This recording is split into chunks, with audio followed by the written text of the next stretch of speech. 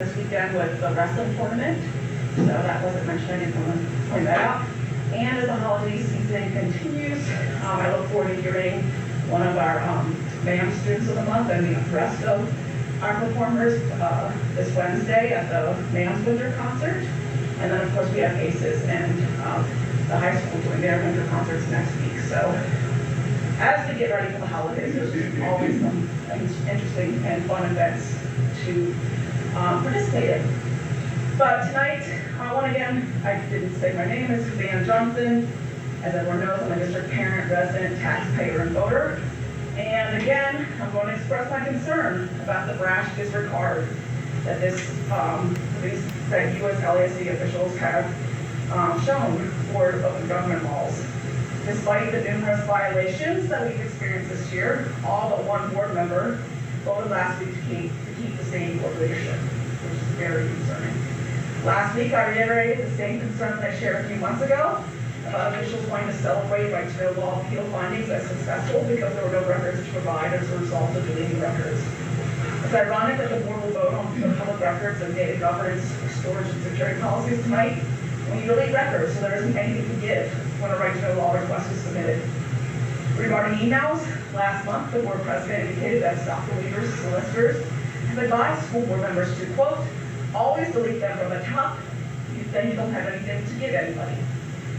According to the EPA Office of Open Records FAQs, quote, improperly deleting or destroying agency records before or after the right to know law request has been filed could result in a bad faith finding by a court or in criminal charges where appropriate. I have not in response to my concerns and questions, including the one I asked last week about what is the backup or recovery plan for emails to protect against unintentional or intentional data loss that results from things such as deleting emails. Now that the officials have had a chance to get on the same page, perhaps tonight we'll hear how they want to submit a response to this latest controversy. That has implications not only for our district, but for other school boards throughout the region represented by the same legal firm. After last week's meeting, I walked out in the hallway and found that the board vice president and solicitor were having a discussion in front of another board member's spouse. When they saw me, the discussion abruptly ended, leading me to logically deduce that the conversation was probably about the legal concerns I raised during my public comments. In my opinion, it is a win for voters and taxpayers if the standard operating practice is to delete records in order to avoid disclosure. Again, I'll reiterate, those that have nothing to hide nothing. Now we'll turn to finance concerns. Last month, the superintendent said he anticipated our district's portion of the ACTI building project will be $10 million over 20 years, and thus expects to raise taxes 1% a year for 3 years in order to build up to the $500,000 per year that will be necessary to cover that investment. Yet all but one board member voted to transfer nearly all of the budget surplus to the capital projects reserve instead of the ACTI investment fund in order to reduce future tax burdens. When looking at each of these spending measures, keep in mind that for each $500,000 you spend on capital projects, that's the equivalent of one annual ACTI building project payment. After all, but that one board member approved spending over $500,000 on the baseball and softball fields last month.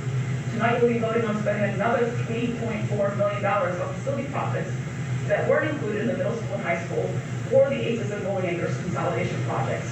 Are each of these additional capital projects being voted on tonight worth nearly 7 years of ACTI investment that could have been funded by money already collected instead of new tax revenue? I will remind you that the district voters asked for change from polls last year, and instead are seeing significant spending and transparency concerns. Next year, 5 positions will be on the ballot. 3 of you that are completing terms for people that resigned, and 2 that are completing full terms. I pray voters are better informed and elect people that will actually bring positive change to improve fiscal responsibility, increase transparency, and improve student outcomes in our district. Thank you.